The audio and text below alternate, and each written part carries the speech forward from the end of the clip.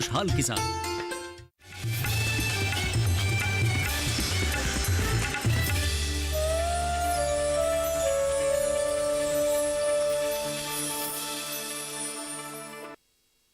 किसी भी समाज की उन्नति उस समाज की महिलाओं की उन्नति से मापी जा सकती है।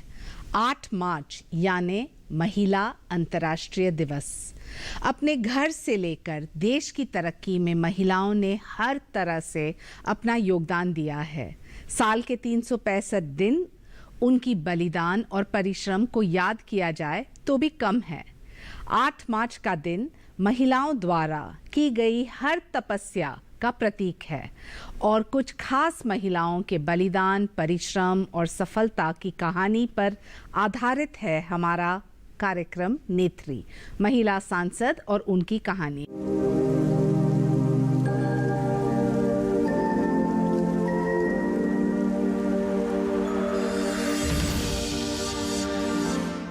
नमस्कार, स्वागत है आप सबका हमारे विशेष कार्यक्रम नेत्री में। मैं हूं शाइना एनसी और आज हम मिलेंगे एक ऐसे महिला सांसद से जिनका जीवन संघर्षों से भरा रहा है, लेकिन संघर्षों ने उन्हें तोड़ा नहीं बल्कि आगे बढ़ने की हिम्मत दी। तो स्वागत करते हैं रीति पाठक जी को, जो कि मध्य प्रदेश की सिद्धि से लोकसभा सांसद है। चर्चा शुरू करने से पहले दर्शकों को उनके जीवन के अब तक के सफर की एक झलक दिखाते हैं।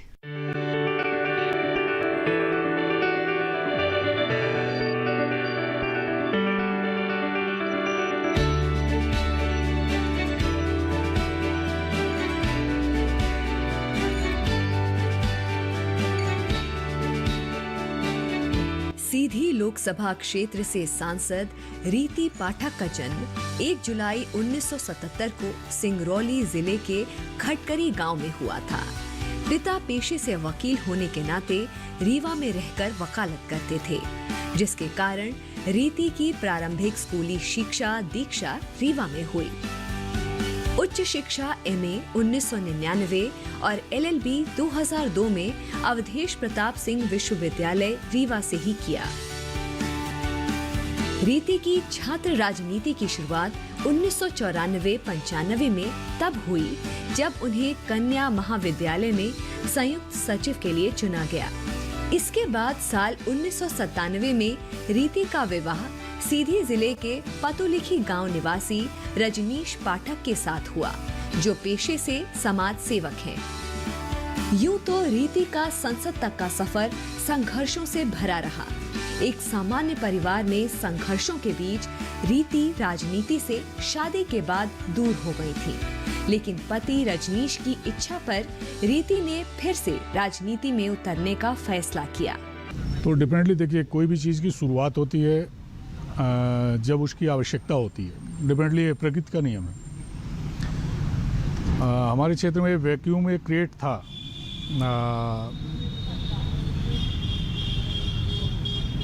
ओवरऑल डेवलपमेंट अपने क्षेत्र का नहीं हो पाया था।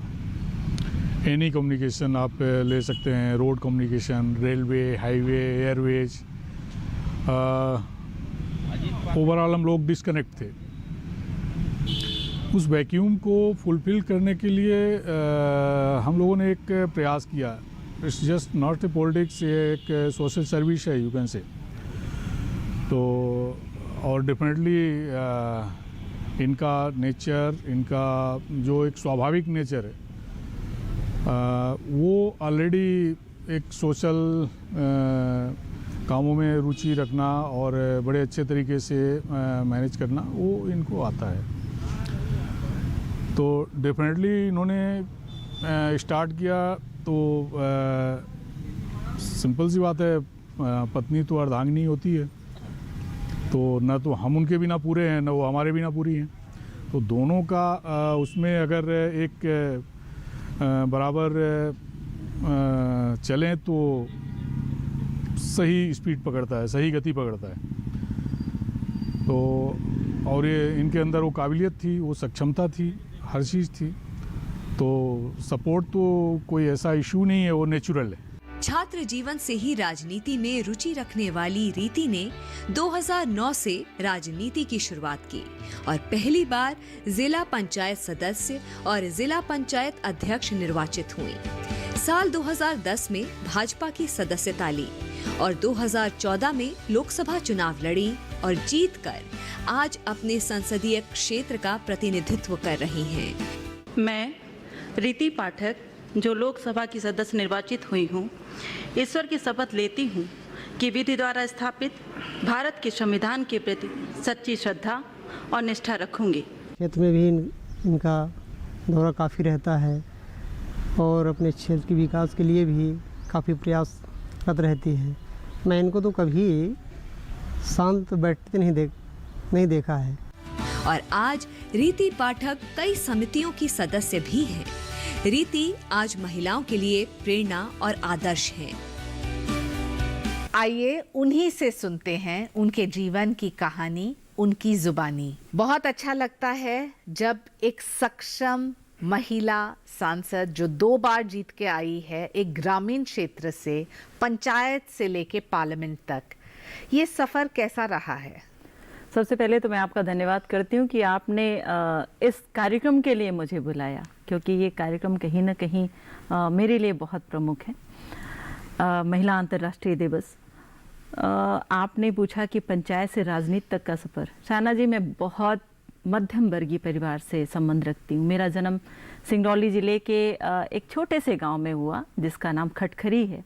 वहाँ मेरा जन्म हुआ और शिक्षा दीक्षा के लिए मेरे पापा जी अधिवक्ता थे और अभी भी अधिवक्ता हैं। वो 70 साल से ज़्यादा की आयु हो गई है, लेकिन अभी भी उनकी प्रैक्टिस उन्होंने बंद नहीं की है। वहाँ मेरी शिक्षा दीक्षा हुई, मेरा स्कूल कॉलेज वहीं से हुआ। सीधी और सिंगरौली और रीवा के बीच में एक और डिस्ट्रिक्ट आता है जहाँ मेरी शादी हुई, सीधी में, जिसके नाम से मेरा पूरा संसदीय क्षेत्र जाना जाता है। और उस शादी के बाद में मैं मिज़ोरम चली गई और 14 वर्ष का सफ़र मैंने मिज़ोरम में तय किया। और वहाँ से आने के बाद मेरे पति रजनीश पाठक जी की जो प्रेरणा थी मेरे लिए कि तुम्हें ग्रामीण क्षेत्रों के लिए, तुम्हें समाज के लिए अगर कुछ करना है तो इससे अच्छा उपाय कुछ नहीं हो सकता है। शिवराज सिंह चौहान जी के उस नेतृत्व में मैं पंचायत का सफ़र मेरा तय हुआ और राजनीति के इस संसद का सफ़र मैं तय कर पाई। कौन सा ऐसा एक अनुभव है जिससे एक MA LLB राजनीति में आती है और फिर संसद पहुंचती है? शाना जी, बचपन से ही मेरा जो स्वभाव था ना, वो किसी भी समस्या को समाधान करने के लिए जुझारू प्रवृत्ति का स्वभाव था। तो मैं अपने स्वभाव से बाज नहीं आई और जब भी मैं कॉलेज में आई, स्कूल के बाद मैं कॉलेज में, स्कूल में भी यही मेरा स्वभाव रहा, कॉलेज में भी रहा, तो मैं लड़ती रही, जो चीज़ें गलत ना हो इसके लिए लड़ती रही। लोगों ने मिलकर मुझे संगठन के सह सचिव के लिए खड़े कर दिया, मैं चुनाव जीती, वो मेरा पहला चुनाव था। लेकिन आपको एक अनुभव में ज़रूर बताना चाहूँगी जो एक कारण बना प्रमुख रूप से, जो मेरे हृदय को झकझोर के रख देता है। जो रीवा में हमारा कॉलेज था और घर से कॉलेज तक का जो सफ़र था हम साइकिल से तय करते थे उस समय, स्कूल के बाद जस्ट। तो हमें साइकिल मिली हुई थी, सेकेंड ईयर में हमारे पेरेंट्स ने बाइक खरीद के दी थी, तो उसमें से आती थी मैं, चूँकि लंबा रास्ता पड़ता था। एक मंदिर हुआ करता था साइना जी, उस मंदिर में मंदिर के सामने कुछ बुजुर्ग लोग बैठा करते थे। उसमें एक बूढ़ी अम्मा जिसको देखकर मैं हमेशा मुस्कुराती थी, वो मुझे देखकर मुस्कुराती थी। एक दिन उसने मुझे बुलाया, उसे लगा कि शायद मैं उसकी अपनी हूँ। एक दिन उसने मुझे बुलाया, बोला बेटा, उसने एक गंदा सा कागज़ निकाल कर, जो सफ़ेद तो था लेकिन गंदगी के कारण वो दूसरे कलर का रंग का हो चुका था, बोली बेटा एक चिट्ठी मेरे लिए लिख दोगे? मैं हंसी, मैंने कहा अम्मा तो आपका तो कोई नहीं है, मुझसे चिट्ठी क्यों लिखवा रहे हो आप? बोली बेटा ये चिट्ठी लिखना है किसी बड़े आदमी के लिए, जो वहाँ पर नेता है ना, उन्होंने वहाँ के स्थानीय नेता का नाम बताया, क्योंकि कॉलेज के परिसर से कुछ दूर ही उनका घर हुआ करता था।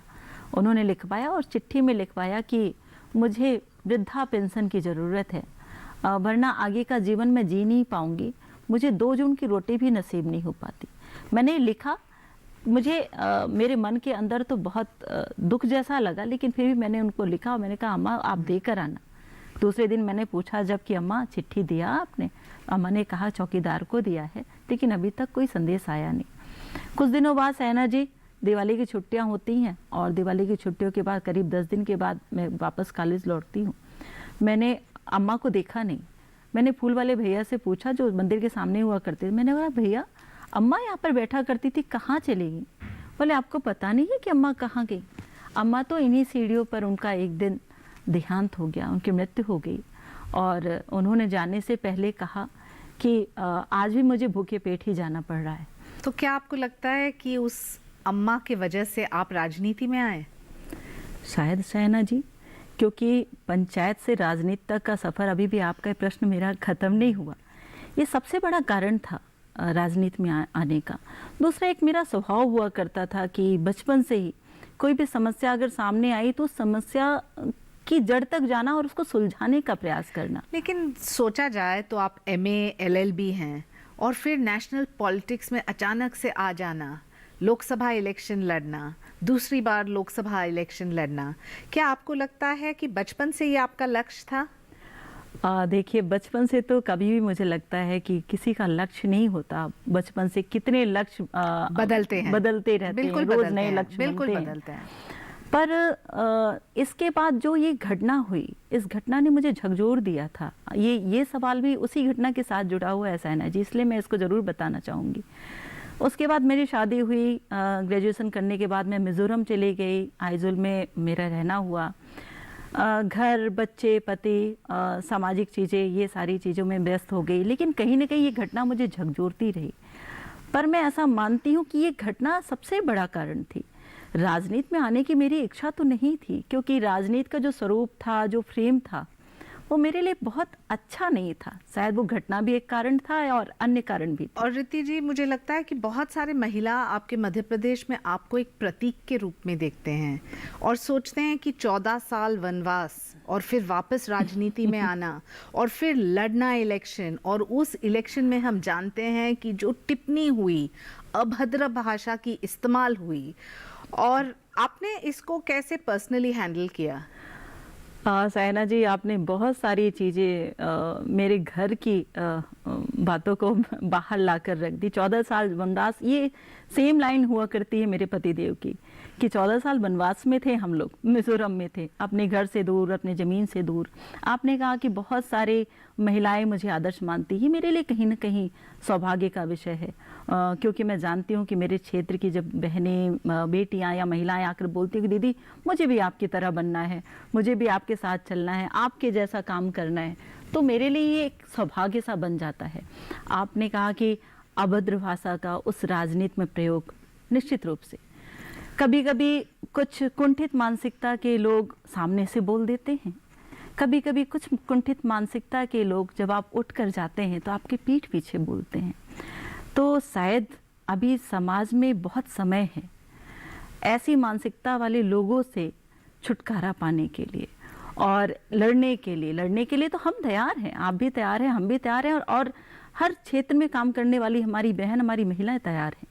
एक महिला सक्षम है और पार्लियामेंट में सवाल उठाती है, तब गर्व से कहते हैं कि ये तो महिला है। शायना जी, आपने एक चीज़ जरूर देखी होगी बिल्ली के लिए, कि यदि बिल्ली को वो बहुत, अगर जंगली बिल्ली आ जाए सामने या घरेलू बिल्ली आ जाए सामने, अगर आप उसको जाने देते हैं तो वो आपको कुछ नहीं करती, सिंपली आप उसको रास्ता देते हैं और जाने देते हैं तो वो सिंपल निकल जाती है। लेकिन जब आप उसको दरवाज़ा बंद कर देते हैं, खिड़कियाँ बंद कर देते हैं और बाहर जाने नहीं देते, तब वो बिल्ली अपने प्रोटेक्शन के लिए आप पर हमला करने का प्रयास करती है और कोशिश करती है वो अपने आप को प्रोटेक्ट करने के लिए, बचाने के लिए। निश्चित रूप से कुछ ऐसा ही विषय है महिलाओं में। राजनीति में आने के बाद महिलाएं बहुत डिसेंट होती हैं, अपने कार्य के प्रति बहुत जिम्मेदार होती हैं, बहुत वफादार, बहुत ईमानदार होती हैं, और इस बात को मुझसे अच्छा, मुझसे बेहतर कोई नहीं जानता।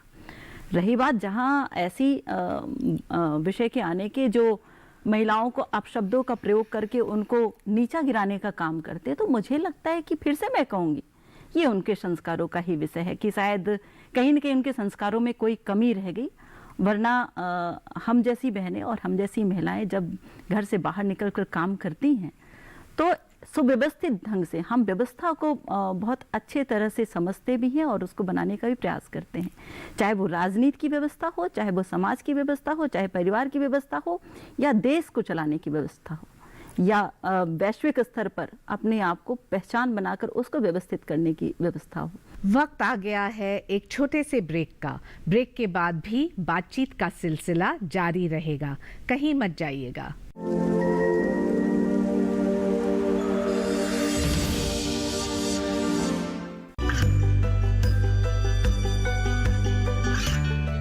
गांवों और पिछड़े क्षेत्रों में सरकारी योजनाओं की जानकारी पहुंचा। देश में कौशल और क्षमता विकास कर ग्रामीणों को सामाजिक बदलाव और विकास से जोड़ने की दूरदर्शन किसान की पहल चौपाल चर्चा देखें सोमवार से शुक्रवार सुबह 9 बजे।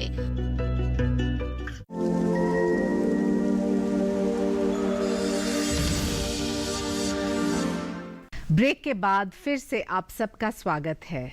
रीति पाठक जी से बातचीत के इस सिलसिले को आगे बढ़ाते हैं। ग्रामीण क्षेत्र में जो महिला आज देख रही है इस कार्यक्रम को, उनको क्या लगना चाहिए? आते हुए दिन में क्या राजनीति एक ऑप्शन है, या कठिन रहा है सफ़र, या क्या संघर्ष है जिसके बारे में आप उनको एक प्रेरणा के रूप में एक मिसाल भी देना चाहेंगे? तो मैं ऐसा मानती हूँ कि जब बहुत सारी बच्चियाँ आती हैं, लड़कियाँ आती हैं, वो कहती हैं कि मुझे राजनीति करना है, तो मैं उनसे सबसे पहले पूछती हूँ, राजनीति करना है या राजनीति के माध्यम से कुछ करना कुछ करना है देश समाज के को लिए। बदलने के लिए, जिस क्षेत्र से आप संबंध रखते हो उस क्षेत्र को बदलने के लिए, उस क्षेत्र का विकास करने के लिए आपको करना है। अगर करना है तो साड़ी के पल्लू को कसकर बांधो और आप मेरे साथ चल पड़ो, या हमारे दल के साथ जो हमारा माध्यम बना है हमें यहाँ तक पहुँचाने के लिए, जिसको मैं बहुत बड़ा श्रेय देती हूँ, और हमारे दल के वरिष्ठों को भी बहुत बड़ा श्रेय देती हूँ कि बहुत बड़े माध्यम के रूप में हमें यहाँ पर पहुँचाया है।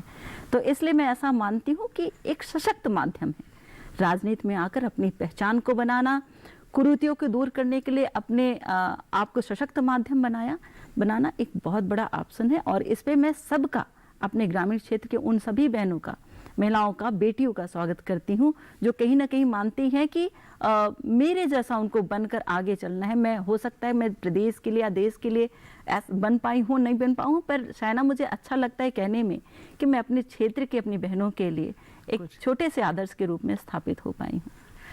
रीति जी, मैं पूछना चाहती हूँ, क्या नेतृत्व का फर्क पड़ता है?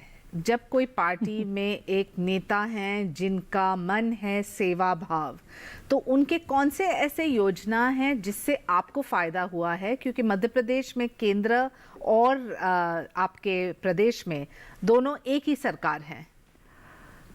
हाँ साइना, ये तो बहुत अच्छा सा सवाल है। मुझे ऐसा लगता है बिल्कुल नेतृत्व का फर्क पड़ता है, और फर्क तब पड़ता है जब नेतृत्व किस भाव से जनता के साथ और सेवा कार्य के लिए जुड़ता है। लोग तुलना करते हैं। आज जब नरेंद्र भाई मोदी जी के जो योजनाएं हैं, जैसे जब मैं क्षेत्र से अपने निकलती हूँ और जब मैं वहाँ पर देखती हूँ कि जहाँ पर कच्चे मकान बने हुए थे, टूटे फूटे खपड़े लगे हुए थे, आज उस जगह पे पक्के से मकान बन गए हैं, ईंटे वाले मकान बन गए हैं, पक्के छत बन गए हैं। तो निश्चित रूप से ये जो प्रधानमंत्री आवास योजना है, ये जिसने हर गरीब को लाभ पहुंचाया, हर गरीब को पक्के छत का सपना जिसने साकार किया, हर गरीब के घर पे कच्चे चूल्हे को हटाकर बड़े लोगों का जो एक देखने का वो होता था कि ये सिर्फ बड़े लोगों के पास ही हो सकता है, हर गरीब की रसोई में गैस चूल्हा भेजने का जो सपना साकार किया। आज आयुष्मान भारत के तहत आज बताइए 5 लाख का योगदान। एक ऐसा गरीब जो अपने दवाई के लिए 5,000 का खर्च नहीं कर सकता, एक ऐसे गरीब की पत्नी या माँ छुपा छुपा कर अपनी बीमारियों को सिर्फ इसलिए रखती थी कि यदि उसने अपने घर के मालिक या मुखिया को बता दिया तो वो पैसा कहाँ से लेकर आएगा, जिसकी रोज की कमाई सिर्फ 200, 300 या 500 हुआ करती थी। तो आज उसकी व्यवस्था के लिए, उसके इलाज के लिए 5 लाख रुपए की योजना है।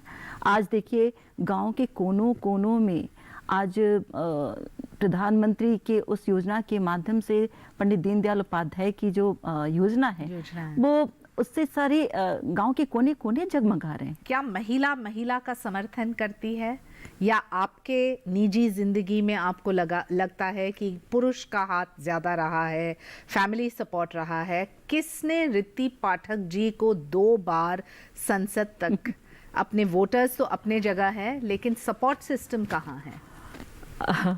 देखिए, एक ऐसा विषय है कि जब आप की शुरुआत होती है, आपके अस्तित्व को निखारने या बढ़ाने के लिए किसी की प्रेरणा की ज़रूरत पड़ती है। और वो प्रेरणा मेरे लिए बनकर उभरे मेरे पति रजनीश पाठक जी, और उनका बहुत बड़ा योगदान रहा। और ये मेरे लिए गर्व का विषय है कि मैं एक ऐसी महिला हूँ जो किसी पुरुष के माध्यम से जिसके अस्तित्व में निखार आया, जिसके व्यक्तित्व में निखार आया। निश्चित रूप से बहुत बड़ी बात है। निश्चित रूप से मैं इस बात को मानती हूँ और मानते रहूंगी। और मैं सबको मानती हूँ कि बिना परिवार के सहयोग से आपके अंदर की जो आत्मबल की जो मजबूती है वो हो सकती है, लेकिन कहीं ना कहीं कमी होती है। एक कोना जो है वो खाली रहता है।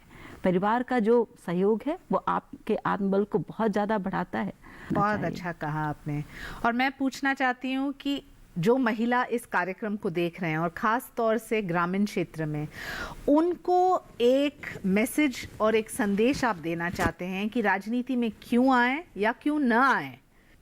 देखिए, मैं उनके लिए यही संदेश देना चाहूँगी। मैं मेरी बहनों के लिए, बेटियों के लिए, मेरी सहेलियों के लिए, जो इस राजनीति मेरी सहेलियाँ मेरी हमदम बन चुकी हैं, उनके लिए ये कहना चाहती हूँ कि ज़रूर आपको घर से बाहर निकलना है। और घर से बाहर निकलकर आपको समाज के लिए, भले ही माध्यम आपका राजनीति हो, आपको आपके समाज के लिए कुछ सोचना है, कुछ करना है, आगे बढ़ने का प्रयास करना है। क्यों नहीं आए, इसके लिए मैं बिल्कुल, मेरे पास कोई भी शब्द नहीं है।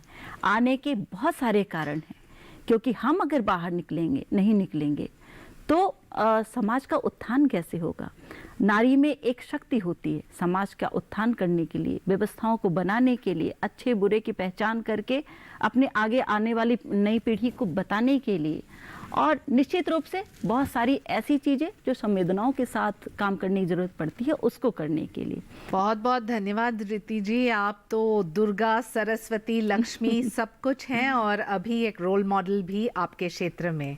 तो ये थी आपकी महिला सांसद रीति पाठक की कहानी, जो आज महिलाओं के लिए एक प्रेरणा है। आज के शो में बस इतना ही। अगले हफ्ते फिर मिलेंगे एक और महिला सांसद से और जानेंगे उनके संघर्षों की कहानी। मुझे अनुमति दे। नमस्कार।